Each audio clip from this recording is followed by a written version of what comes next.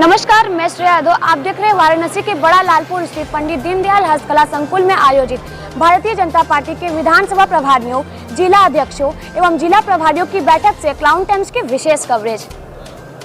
बताते चले कि उत्तर प्रदेश के 2022 में आसन्न विधानसभा चुनाव का शंखनाद हो चुका है।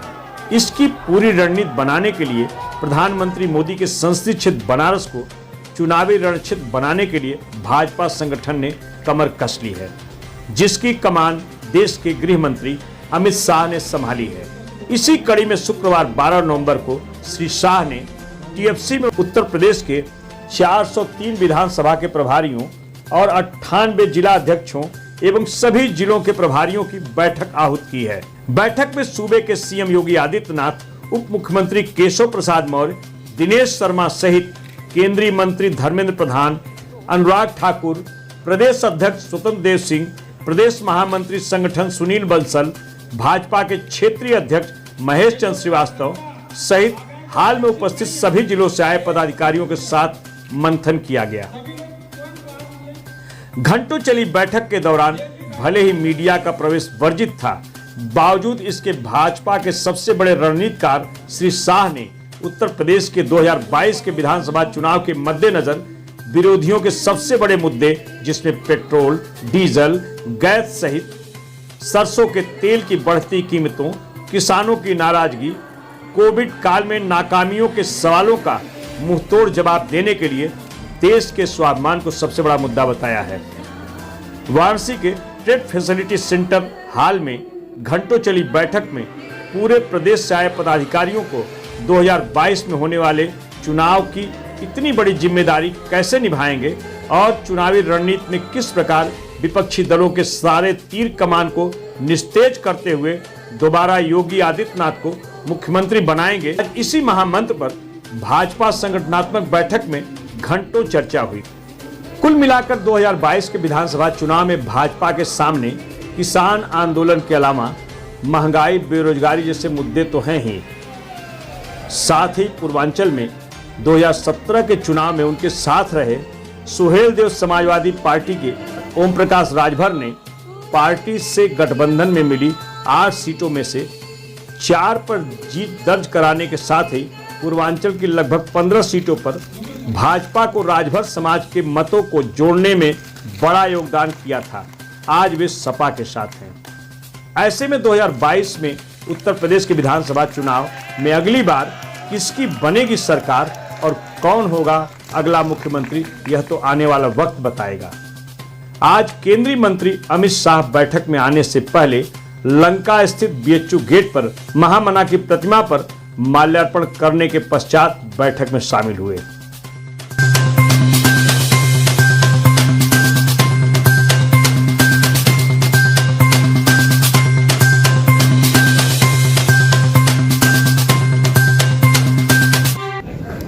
प्रदेश अध्यक्ष जी, माननीय गृह मंत्री का, स्वामी गृह मंत्री जी का तो फोटो के लिए बुलाया था।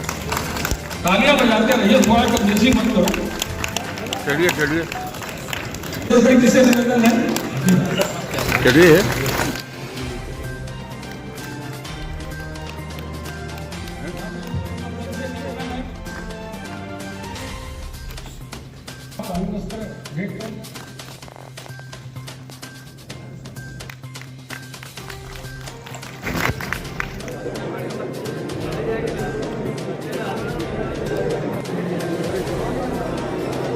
उन्होंने एक व्यापक मार्गदर्शन दिया है और पिछले चुनाव का जो हमारा मंथन रहा है, आज का जो वातावरण और कार्यकर्ताओं का उत्साह है, वो निश्चित रूप में एक बात तय करेगा कि अगला जो चुनाव है उसमें बीजेपी का रिकॉर्ड बीजेपी तोड़ने वाली है। इस वक्त हमारे साथ है पिंडरा के विधायक डॉक्टर अवधेश सिंह। आइए जानते हैं आज के इस बैठक से कार्यकर्ताओं के लिए क्या संदेश जाएगा। आज जो बैठक हो रही है यहाँ पे, मैं समझता हूँ कि उत्तर प्रदेश में भारतीय जनता पार्टी ने अपनी पूरी रणनीति बना करके सारे बूथ स्तर से लेकर के मंडल स्तर से लेकर के जिले स्तर तक सारी रणनीति बना चुकी है। आज उसी परिप्रेक्ष्य में हमारे राष्ट्रीय पूर्व अध्यक्ष माननीय अमित शाह जी यहाँ पे आए हुए हैं और उस बैठक की समीक्षा कर रहे हैं और निश्चित रूप में मैं समझता हूँ कि एक नई ऊर्जा कार्यकर्ताओं को मिलेगी आज। तो मैं समझता हूँ केवल अगर कार्यकर्ताओं को देख लिया जाए तो एक बूथ पर 100 तो हमारे लगभग कार्यकर्ता हमारे बन के तैयार हो चुके हैं। तो निश्चित रूप में मैं मानता हूँ कि आगामी जो होने वाला चुनाव है उस चुनाव में आज की जो बैठक यहाँ पे हो रही है और उस बैठक की शुरुआत आदरणीय अमित शाह जी ने उसकी शुरुआत बनारस काशी से ही की है। मैं समझता हूँ कि इसका कार्यकर्ताओं में आज बहुत जोश होगा और इसका लाभ मिलेगा और उत्तर प्रदेश में फिर हम 325 सीट का एक जो लक्ष्य बनाए हैं उसको पार करके फिर सरकार बनाएंगे। विधायक एक बड़ा सवाल है कि इस बार मोदी जी की लहर नहीं है और जो महंगाई चरम पर है, पेट्रोल का दाम, डीजल का दाम, गैस का दाम, दाल का दाम, सरसों के तेल का दाम, इसका मुकाबला भाजपा कार्यकर्ता कैसे करेंगे? देखिए, हम बता दें आपको, जो महंगाई की लोग बात करते हैं, 2-3 चीज़ें मैं आपको बता दूं। आप ये बताइए कि हम अपने गांव के किसानों से 2000 रुपया कुंटल का गेहूं खरीद रहे हैं, हम 1968 रुपये का हम धान खरीद रहे हैं और अपने गांव के लोगों को, उसी गांव से हम किसान हमारा कमज़ोर न होने पाए, किसान मजबूत हो, उसकी लागत मुझसे कई गुना लागत दे करके उनसे हम खरीदते हैं। पूर्वांचल के हर गांव के लोग करीब अधिक संख्या में हमारे बॉम्बे में, कलकत्ता में, माने अन्य जगहों पर जा करके अपना किसी न किसी फैक्ट्री कंपनी में काम किया करते थे। जब यह कोरोना काल हुआ, बहुत सारी कंपनियां बंद हुई तो सारे लोग गांव में आ चुके हैं। गांव में आकर आदरणीय नरेंद्र मोदी जी को, आदरणीय योगी जी को मैं धन्यवाद देना चाहता हूं कि उन्होंने एकदम खुले रूप से सारे लोगों को ये बताया कि जो भी गांव में लोग आए हैं, मनरेगा का अगर काम करना चाहते हैं तो उन सारे लोगों को काम दिया जाए। और इस तरीके से मैं समझता हूं कि हर गांव में कोई ऐसा नहीं बचा होगा जिसको मनरेगा में काम न दे दिया गया हो। और उसके बाद भी चूंकि उनके पास कोई खेत खलिहान नहीं है, इस कारण कोई हमारा गरीब खाने पीने से मरने न पाए, इस कारण से उन्हें जो है भरपूर मात्रा में उन्हें राशन भी उपलब्ध करा रहे हैं। फ्री में राशन हम 8-10 महीने से दिला रहे हैं। अभी आपको देख रहे होंगे कि जापान, अमेरिका, रूस में 5000 रुपये की एक सुई लग रही है। आपके बनारस में प्राइवेट सेक्टर में जो सुई लग रही है, प्राइवेट में 2000 रुपये का। आज फ्री में सारा वैक्सीनेशन हो रहा है।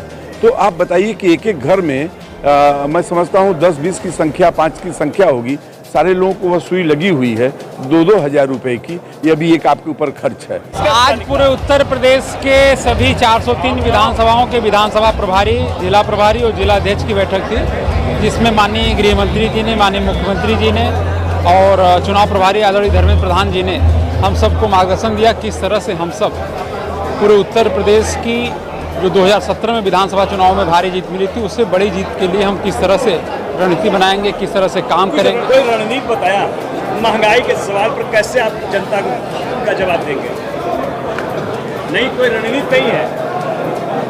आपको दिख भी रहा होगा कुछ सभी कदम उठाए गए, शेष कदम आगे जल्दी उठाए जाने वाले हैं। क्या रहा निष्कर्ष? बैठक का निष्कर्ष यह था कि माननीय अमित शाह जी, माननीय योगी जी, माननीय धर्मेंद्र प्रधान जी, माननीय सुनील बंसल जी, माननीय प्रदेश अध्यक्ष स्वतंत्र देव सिंह जी, केशव मौर्य जी, दिनेश शर्मा, ये जो हमारे सारे बड़े नेता हैं, इन लोगों ने कार्यकर्ताओं के अंदर जो आगामी 2022 का विधानसभा चुनाव है, 300 से अधिक सीटों को जीतने का जोश भरा है और इसको कहा है कि तुम जीत जाओगे। ये वो महामंत्र क्या है? वो महामंत्र है तुम्हारे अंदर वो उत्साह, वे आत्मविश्वास जो पूरी की पूरी आज पूरी जनता का अपार स्नेह है, आशीर्वाद है, प्यार है, समर्थन है। उस समर्थन के बल पे 300 की आपकी बात 300 पार। महंगाई के सवाल पर कैसे? महंगाई कुछ नहीं, न कोई महंगाई है न कुछ है। पूरा का पूरा देश इस समय आगे बढ़ रहा है। इसको लेकर के भारत माता शक्तिशाली हो रही है और भारत माता अखंड रहेंगी। इसलिए कार्यकर्ताओं को इस समय देश हित के आगे बढ़। विनीत अग्रवाल शारदा, प्रदेश संयोजक, भारतीय जनता पार्टी व्यापार प्रकोष्ठ। व्यापारियों की पार्टी भाजपा मानी जाती है और व्यापारी त्रस्त है इस पूरी पार्टी से। चाहे महंगाई का सवाल हो, चाहे व्यापारियों पर तमाम तरह के अंकुश लगाए गए हैं। तो क्या रहा आज भारतीय जनता पार्टी के साथ व्यापारी कल भी था, आज भी है, कल भी रहेगा। भारतीय जनता पार्टी अकेली पार्टी जो व्यापारियों के मान सम्मान, स्वाभिमान की रक्षा कर सकती है। सपा, बसपा, कांग्रेस ने व्यापारियों को लूटा खसोटा। सपा की सरकार में लूट, डकैती, हत्या, रंगदारी, चोट वसूली से व्यापारी भयभीतता, वातावरण सुरक्षित नहीं थी। आज व्यापारी राम राज्य में जी रहा है। आज व्यापारी सुरक्षित व्यापार कर सकता है।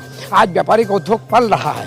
तो व्यापारी का मान सम्मान, स्वाभिमान अगर कहीं है तो भारतीय जनता पार्टी में। भारतीय जनता पार्टी व्यापार प्रकोष्ठ 16 नवंबर से पूरे प्रदेश में कमीशन वाइज व्यापारी सम्मेलन करने जा रहा है। और व्यापारी के सम्मेलन जो हमारे होंगे उसमें पूरे प्रदेश के व्यापारी कोने कोने तक हम केंद्र और प्रदेश सरकार की जो हमने व्यापारी हित में योजनाएं दी है उनका विस्तार से बताएंगे। हमारे साथ है भाजपा के जिला अध्यक्ष हंसराज विश्वकर्मा जी।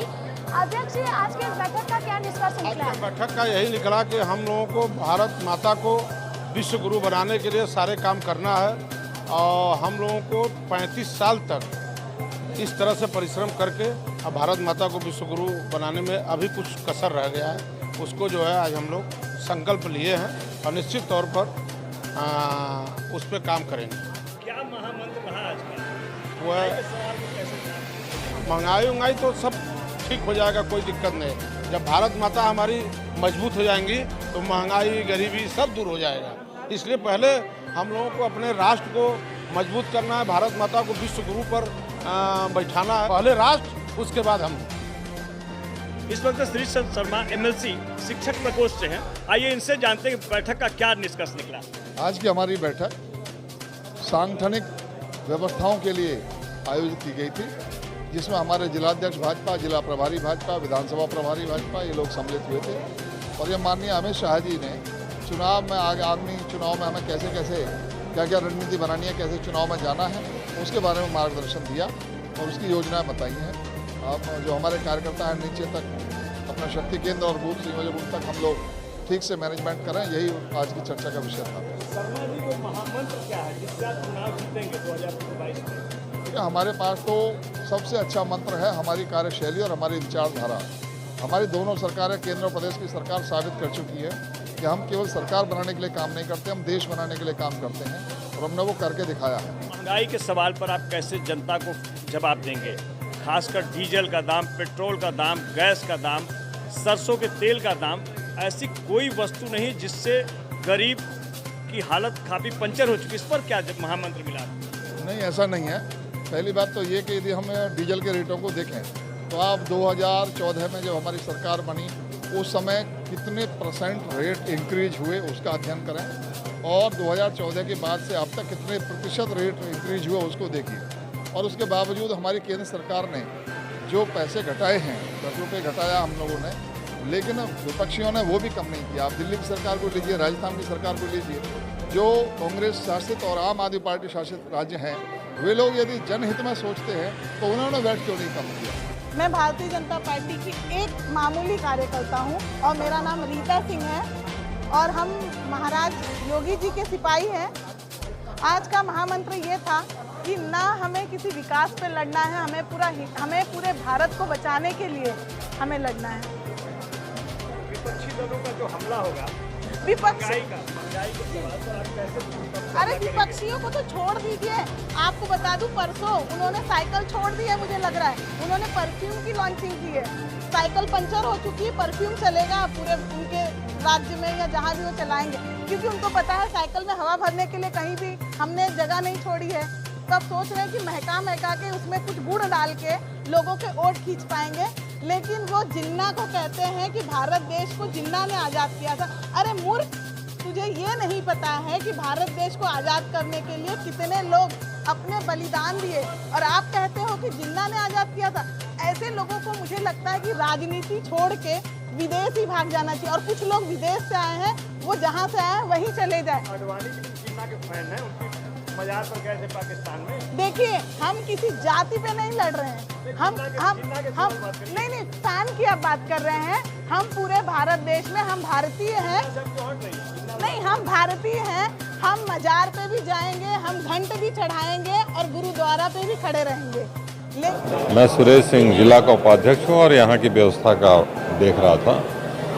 ये हमारी जो आज एक कार्यशाला थी हम लोग के प्रभारियों की, हमारे सभी जिले के प्रभारी, हमारे सभी विधानसभा के प्रभारी, और एक हम लोगों के यहाँ परंपरा रही है कि ऊपर से पार्टी के जो निर्देश आते हैं, जिस तरह से हमें संपर्क संबंध बनाने हैं, तो उसका एक मार्गदर्शन हम लोगों को मिलता है। उसी के हिसाब से हम लोग बूथ तक जाते हैं। आपका परिचय क्या है और इस बैठक में आपकी क्या जिम्मेदारी है? अमरनाथ यादव, क्षेत्रीय उपाध्यक्ष, भारतीय जनता। आपका परिचय क्या है और आपकी जिम्मेदारी क्या है? संत बख्श सिंह, क्षेत्रीय उपाध्यक्ष, काशी क्षेत्र। आज इस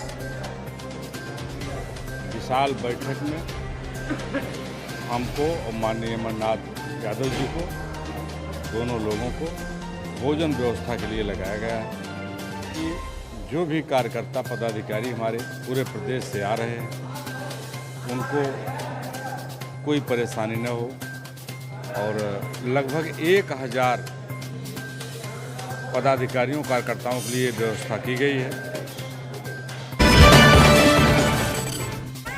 अब हम बात करते हैं प्रधानमंत्री मोदी के संसदीय क्षेत्र बनारस में भाजपा का कोई बड़ा नेता आए तो बनारस में कांग्रेस के सबसे बड़े नेता अजय राय के सामने विरोध करना तो बनता है, क्योंकि विरोध के बिना अपना वजूद खो चुकी कांग्रेस के सामने अब कोई रास्ता नहीं है। और इसकी जिम्मेदारी निभाने के लिए बनारस में पूर्व विधायक अजय राय के साथ महानगर अध्यक्ष राघवेंद्र चौबे, जिला अध्यक्ष राजेश्वर सिंह पटेल सहित उनके दर्जनों साथी पीछे नहीं रहते।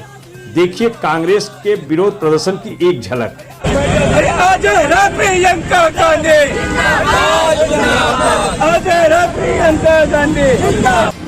नमस्कार साथियों, आज बनारस में अमित शाह जी का कार्यक्रम सरकारी संस्थाओं में लगा हुआ है। उसमें जो मोदी जी के द्वारा बनाया हुआ TFC है, ट्रेड फैसिलिटी सेंटर, जो बुनकरों, शिल्पियों के लिए, बनारस के कुटीर उद्योगों को बढ़ावा देने के लिए, कालीन के काम करने वाले लोगों के लिए, उनके लिए बना है। ये लगातार उसमें अमित शाह का कार्यक्रम होता है, मोदी जी का कार्यक्रम होता है, संघ के मोहन भागवत जी का कार्यक्रम होता है, और लगातार उसका ये भाजपाईकरण, भगवाकरण कर रहा है। इसके विरोध में कांग्रेस पार्टी ने पहले से ऐलान किया था कि महिला कांग्रेस के नेतृत्व में आज कांग्रेस पार्टी पूरा विरोध करेगी। हम सब लोग नटिनिया दाई मंदिर के स्थान से अपनी यात्रा प्रारंभ किए TFC जाने के लिए, और बीच में ही पुलिस के द्वारा हमारे सभी कांग्रेस साथियों को, हमारे जिला अध्यक्ष राजेश्वर पटेल जी, महानगर अध्यक्ष राघवेंद्र चौबे जी, महिलाओं को, महिला कांग्रेस, हमारे शहर के अन्य पदाधिकारी, कोषाध्यक्ष, सभी लोगों को, रामनगर के हमारे जो पदाधिकारी हैं, ब्लॉक के जो वहाँ के अध्यक्ष हैं, सबको गिरफ्तार करके पुलिस लाइन बैठाया गया है। मैं समझता हूँ कि ये इनकी गिरफ्तारी और इनके जेल भेजने से लोग डरने वाले नहीं। क्लाउड टाइम्स ब्रेक न्यूज की खास खबरों को देखने के लिए हमारे YouTube चैनल को लाइक करें, सब्सक्राइब करें, बेल आइकन को प्रेस जरूर करें। क्लाउड टाइम्स की खबरों को फेसबुक पेज पर देखने के लिए पेज को लाइक जरूर करें।